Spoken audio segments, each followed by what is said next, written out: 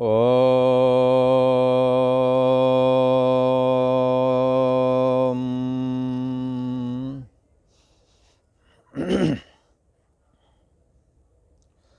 ओम अखंडमंडलाकारं व्याप्तं येन चराचरं तत्पदं दर्शितं येन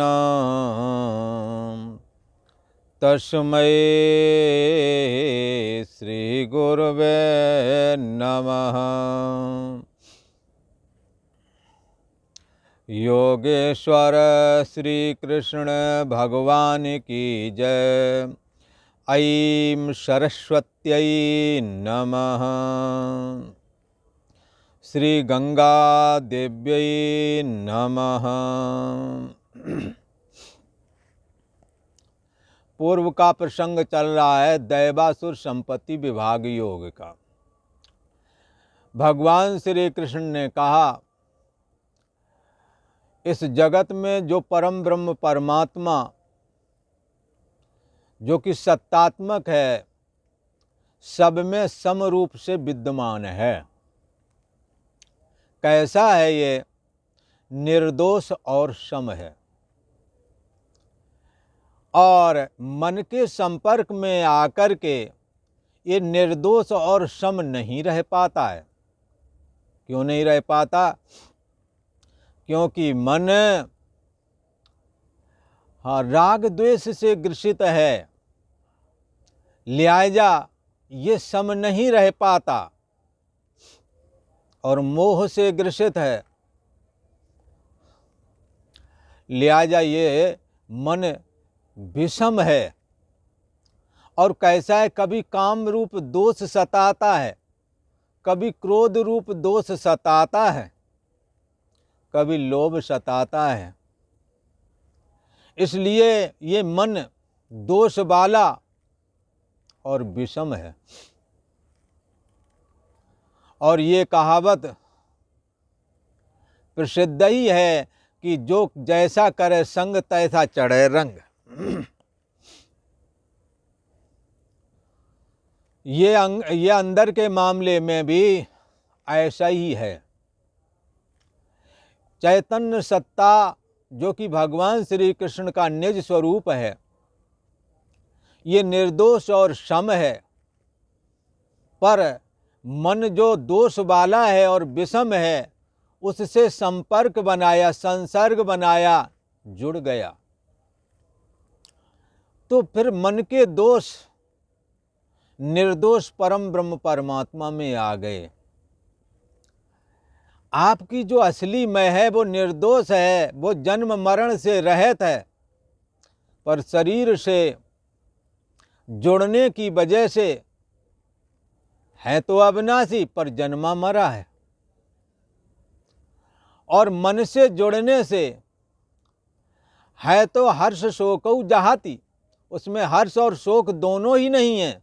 भगवान श्री कृष्ण के अंतर्यामी स्वरूप में हर्ष और शोक दोनों ही नहीं है। पर मन से जुड़ करके अनुकूल परिस्थिति में सुखी होते हैं, हर्षित होते हैं। और जब प्रतिकूल परिस्थिति आती है तो शोक करते हैं। पर यह तत्व कैसा है? निर्दोष और सम है। पर जिन्होंने येषां त्वंत गतम पापम जनानाम पूर्ण कर्मणाम ते द्वंद्व मोह ने विनुर्मुक्ता भजन्ते माम दृढ़व्रताः। भगवान श्री कृष्ण कहते हैं, पर जिन्होंने राग द्वेष रूपी पाप अपना खत्म कर लिया है, न किसी से राग करते, न किसी से द्वेष करते हैं, कर्म करते हैं पर फलाकांक्षा नहीं रखते, आसक्ति नहीं रखते, ऐसे लोग अपने पापों का अंत कर लेते हैं। गीता का स्वाध्याय करते हैं, सुनते हैं, सुनाते हैं, गंगा स्नान करते हैं, संत दर्शन करते हैं, ऐसे लोगों के पाप अंत को प्राप्त हो जाते हैं। और जिन्हों के पाप अंत को प्राप्त हो जाते हैं उनका मन काम क्रोध से रहित हो जाता है। राग द्वेष से जो विषमता आती है, मोह माया से जो विषमता आती है, वो विषमता जाती रहती है। ते द्वंद्व विनुर्मुक्तः, मान अपमान सुख दुख लाभ हानि आदि जो द्वंद्व हैं इनसे रहित होकर के ये लोग भजन्ते माम दृढ़व्रताः, मेरा भजन करते हैं। पर भजन करने से पहले कब भजन कर पाए? जब भगवान का स्मरण किया, चित्त को निर्मल बनाया। भगवान श्री कृष्ण कहते हैं, जिन्होंने हमारी उपासना की है वो इस अंतर्यामी आत्मा को, जो कि हमारा मदभाव है, मेरा निज स्वरूप है, इस स्वरूप में अर्जुन में सदा रहता हूं। ईश्वर भाव महाप्रलय तक के लिए स्वीकार करता हूं और 125 साल के लिए जीव भाव और देह भाव स्वीकार किया है।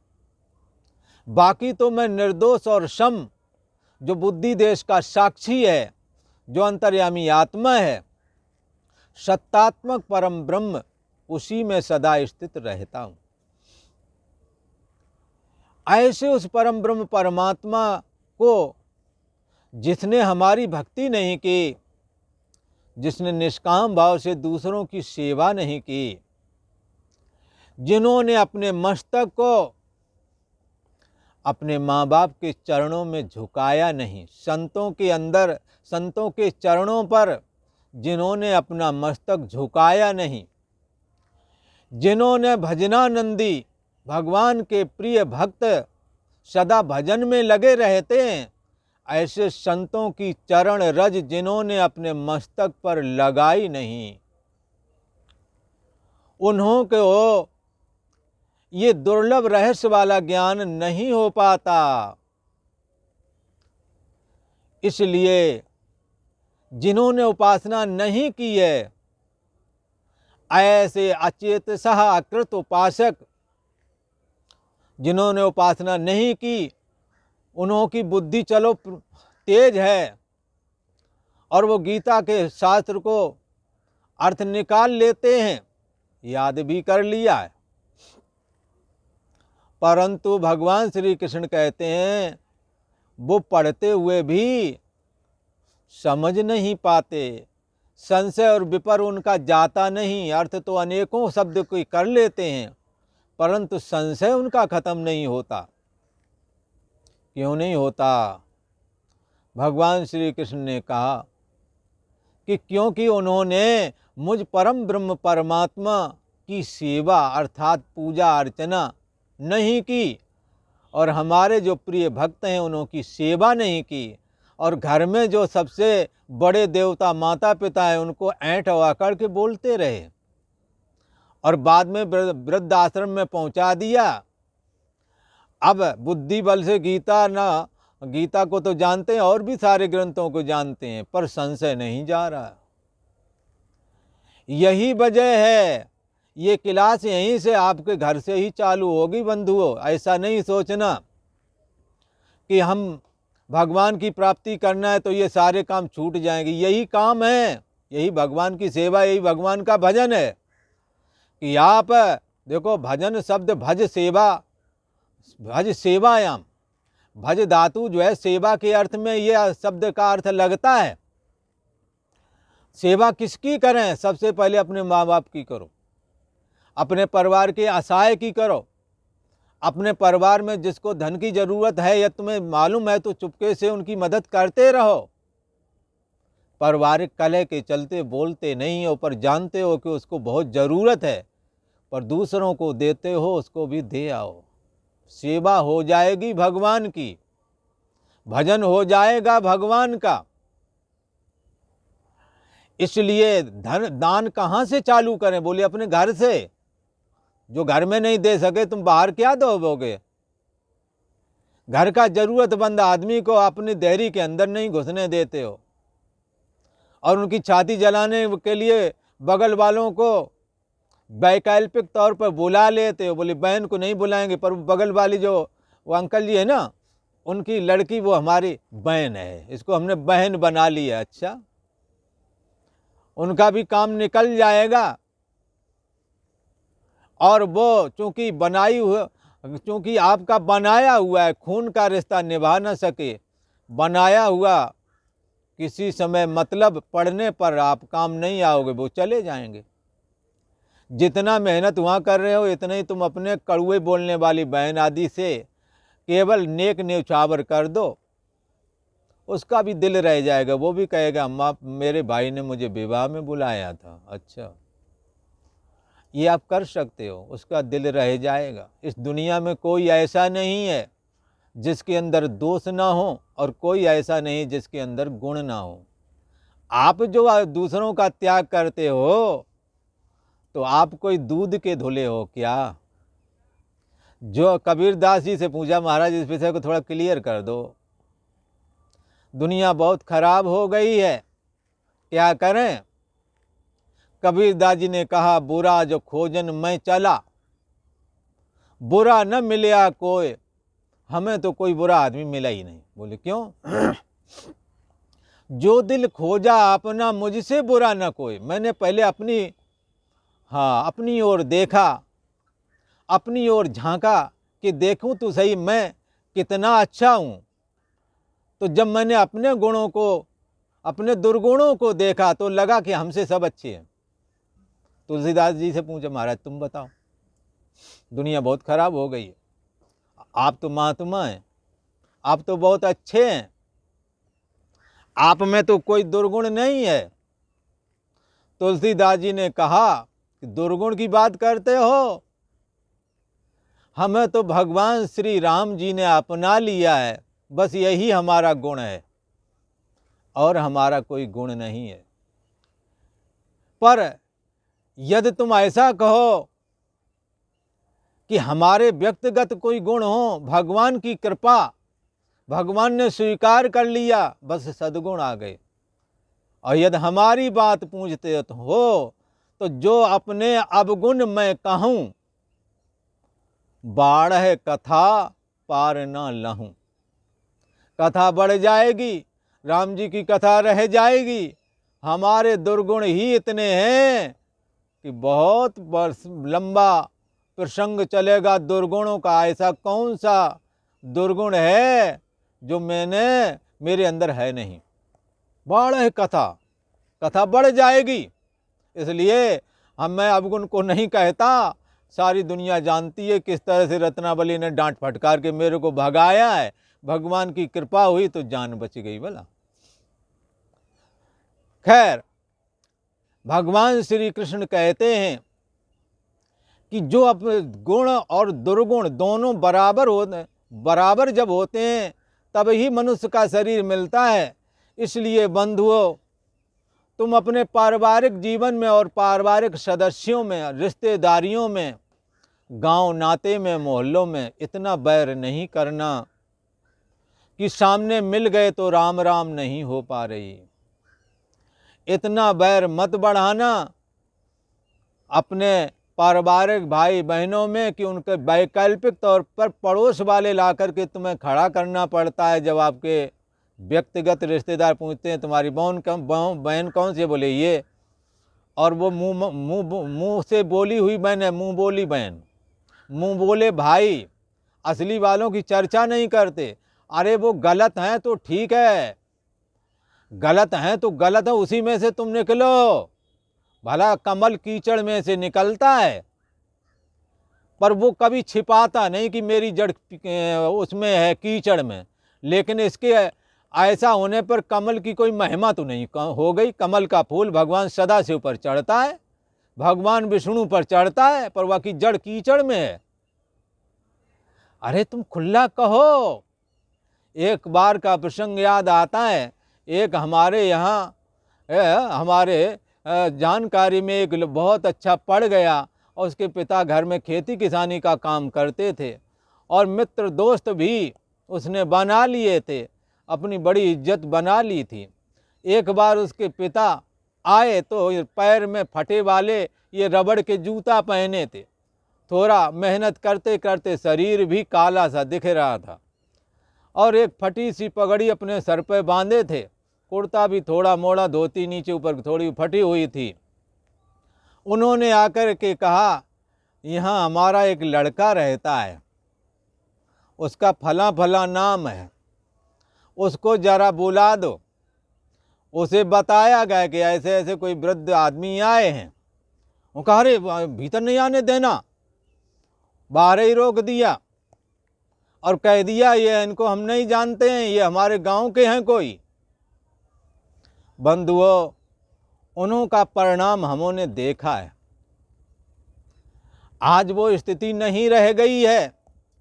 जहां दबदबा बनाया था वहां अब जाने की हिम्मत नहीं रह गई। इतना बैर विरोध हो गया है। जो दुकानदारी चली थी, जिससे इज्जत आदि बनाई थी, लोग जोड़े थे, सब टूट गए, आ गए फुटपाथ पर। इसलिए जब ऊंच पहाड़ के नीचे आता है तब लगता है कि और भी कोई ऊंचा है। इसलिए ऐसा व्यवहार मत करो कि तुम्हों को बाद में लज्जित होना पड़े। बेशक कैसे भी हों, पर कुनबा तुम्हारा है। नहीं बुला सकते, पीछे से जाकर मिलाओ। तुम बहुत सारे प्रसंग ऐसा करते हो, जाकर कहीं प्यार हो जाए तो जब देखो किस तरह से बच्चों की रखी हुई फीस भी उठा के दे आते हो तुम। तब वहां नहीं विचारते, जरूरत से जरूरत वाली चीजें वहां जाकर के दे आते हो। बाद में पता लगता था कि ये फीस के लिए पैसे रखे थे, वो कहाँ गए। कोई नहीं कहता कि मैंने ऐसा कर दिया। बाद में भेद खुलता कि ये दे के आया है। बोले अच्छा, ये सब कर लेते हो, आता तुम्हें सब है, पर अपनों के लिए नहीं। उनसे और बैर बढ़ाना तो अच्छा लगता है कि बैर शांत हो जाए, ये अच्छा नहीं लगता। बंधुओं, ये भगवान ने सामाजिक व्यवस्था दी, सामाजिक रोड हैं, इनमें गड्ढे पड़ गए हैं राग द्वेष की वजह से, इनको भर दो। कहीं वाणी से कटु बोले हो मत बोलो, प्यार से बोलो। कहीं थोड़ा देन लेन में गड़बड़ी हुई है, आप संभल के करो, पर आना जाना बंद मत करो। अपने परिवार को, अपने समाज को जोड़ के चलो। यदि तुम परिवार जुड़े रहोगे तो समाज जुड़ा रहेगा, समाज जुड़ा रहेगा तो प्रांत जुड़ा रहेगा, प्रांत जुड़ा रहेगा तो देश जुड़ा रहेगा। इसलिए हम आपस में जुड़े रहें, ऐसा कुछ करो। और छोटी मोटी ये जो सामाजिक व्यवस्था के बनाए हुए रोड हैं, इनमें खड्डे पड़ गए, इनको भर लो। और मुंह बोली बहन भाई आदि और चाचा ताया बनाओगे, ये तुम्हारे रोड हैं। ये रोड मजबूत नहीं है, ये एक बार में ही कुछ बात हो गई तो उखड़ जाएंगे और रोड का भी पता नहीं लगेगा, न तुम्हारा न चलने वालों का पता लगेगा। पर ये पुराने रोड, इनके खड्डे पड़ गए हैं, राग द्वेष हो गया, इनको भर लो और साथ में लेकर के चलो, मजबूत हो जाओगे। बलवा दंगा आदि के समय में यदि आपके ये जैसे भी हैं सामने खड़े होंगे तो 10 आदमियों की भी हिम्मत नहीं पड़ेगी कि आपके मकान पे धावा बोलें। इसलिए एक बनो, सामाजिक रूप से जुड़े रहो, सद्गुणों को अपनाओ, दैवी संपत्ति को अपनाओ और आसक्ति और फलाकांक्षा से रहित होकर के भगवान श्री कृष्ण के अर्पण होकर के समस्त कर्मों को करें, तो यहाँ संसार में सुखी रहोगे और भगवान का दुर्लभ ज्ञान और भक्ति भी प्राप्त होवेगी। तो भोग और मोक्ष दोनों ही सिद्ध हो जावेंगे। भगवान श्री कृष्ण कहते हैं, जिनके अंदर भक्ति नहीं हमारी, उन्हों के अंदर सद्गुण कहाँ से आवें। इसलिए सद्गुणों को हमने ग्रहण करना है, क्योंकि सद्गुणों से भक्ति का आविर्भाव होता है और भक्ति के आविर्भाव से सद्गुणों का आविर्भाव होता है। ये एक दूसरे के दोनों पूरक हैं। इसलिए हमें इनों का संग्रह करना चाहिए। अब भगवान श्री कृष्ण इस 16वें अध्याय के 3 नंबर के श्लोक में दैवी संपत्ति का निरूपण करते हुए कह रहे हैं, तेजा क्षमार्धते शौचा मद्रोहो नातिमानसा भवन्ति संपदं दैवी मब जातस्य भारत। तेजः क्षमः धृते शौचम। भगवान श्री कृष्ण कहते हैं परमार्थ के मार्ग में चलने वाले को चाहिए, परमात्मा के खोज करने वाले साधक को चाहिए, कैसा होना चाहिए? तेजः, अपने में तेज की हानि ना होने दे। बोले ये कौन सा तेज है? आदमी का अपना तेज होता है, स्त्री का अपना तेज होता है। साधारण भाषा में इसी को पानी कहते हैं। लोग कहते हैं वो आदमी है ना वो पानीदार नहीं है। बोले अच्छा, और वो अमुक आदमी है वो बहुत पानीदार है, जो कह देगा वैसे ही करेगा। बोले अच्छा। भगवान श्री कृष्ण कहते हैं ये पानी, ये तेज नहीं छोड़ना चाहिए। पानी गए न ऊबरें, मोती मानुष चून, रहमन पानी राखिए, बिन पानी सब सून। पानी गए न ऊबरें, मोती मानुष चून। पानी अपने को रखना चाहिए, पानीदार आदमी होना चाहिए, ताकि पानीदार आदमी गड़बड़ी कम करता।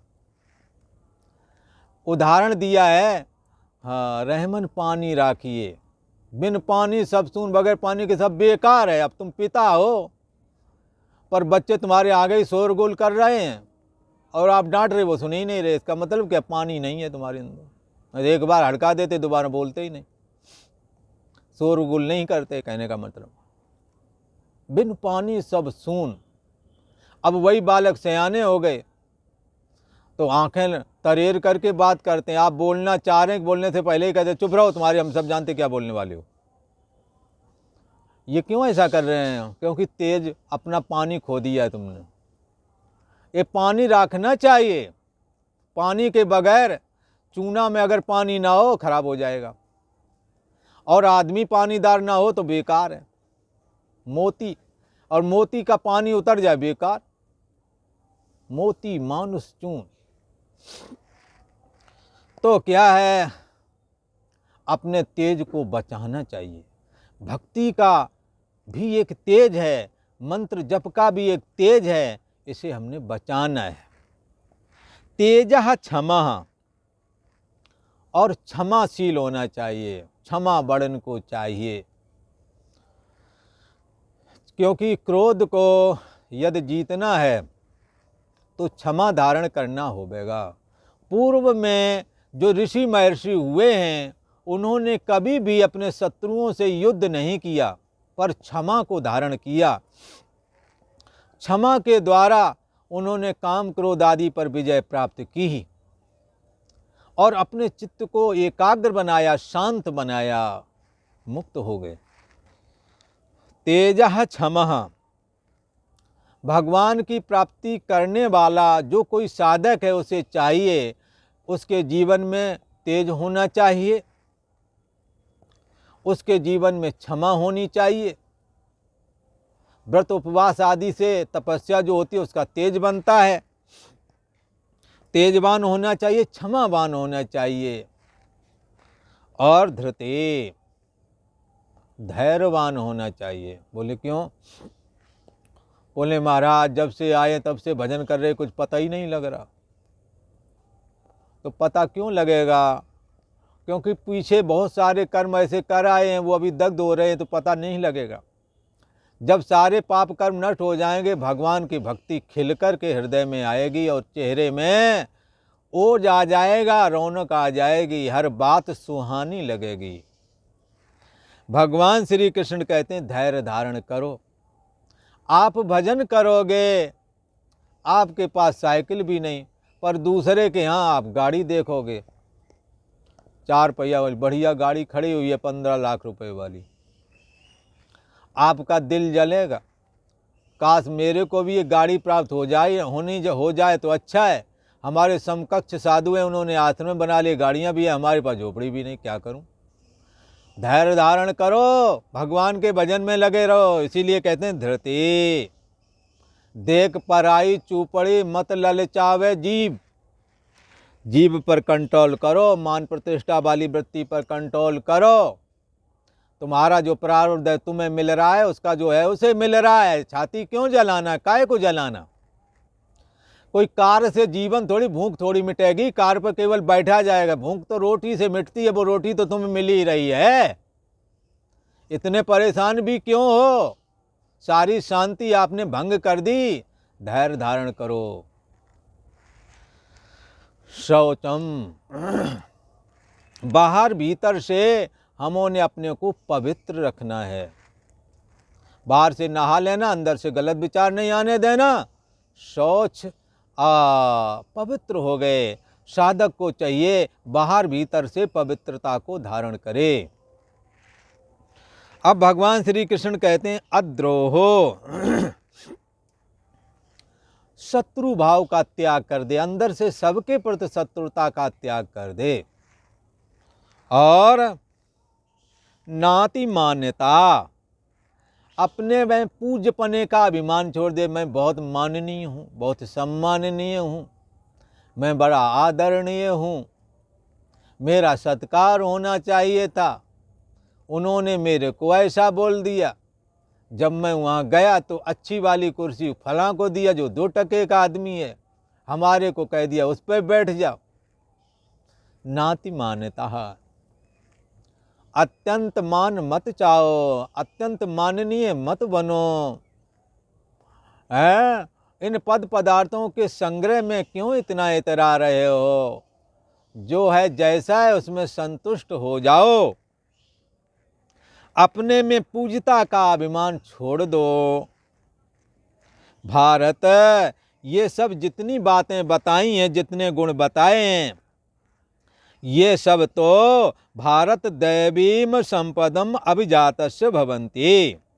ये सभी सद्गुण जो भगवान ने अर्जुन के प्रति कथन किए, ये समस्त प्रकार के सद्गुण तो दैवी संपदा को लेकर जो उत्पन्न हुए पुरुष हैं, उन्हीं के अंदर ये सब मिलते हैं।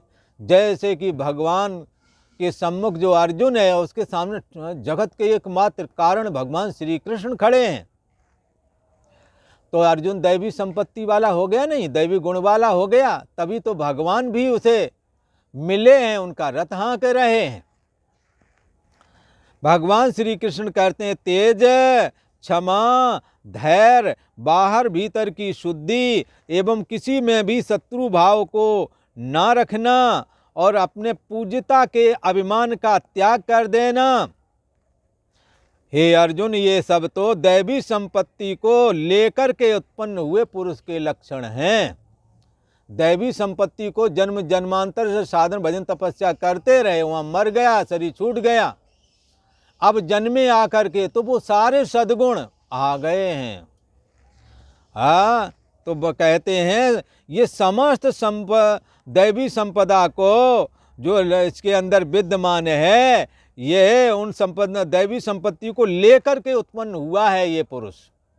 हर एक पुरुषों में बहुत अच्छे सद्गुण नहीं होते हैं। जैसे हर बांस में मोती नहीं होता और हर हाथी के मस्तक में गजमुक्ता नहीं होता, हर सीपी में मोती नहीं निकलता। ऐसे ही ये सद्गुण तो भगवान की कृपा से ही प्राप्त होते हैं, और जिन्हों के अंदर ये दैवी सद्गुण हैं, उन्हों के अंदर भगवान की भक्ति का निवास होता है, ऐसा भगवान श्री कृष्ण ने कहा। और ऐसे सद्गुण वाले जब भगवान की भक्ति से संपन्न हो जाते हैं, तो भगवान श्री कृष्ण का जो अंतर्यामी स्वरूप है, उसमें ये साधक लीन हो जाता है। आत्म संस्तम मना कृत्वा, ये अंतर्यामी आत्मा में परिच्छिन्न व्यक्तित्वपना रूप जीव जो ये मन है, ये उसमें लीन कर देते हैं और सदा सदा के लिए मुक्त हो जाते हैं। तो आज इतना ही। ओम शांति शांति शांति।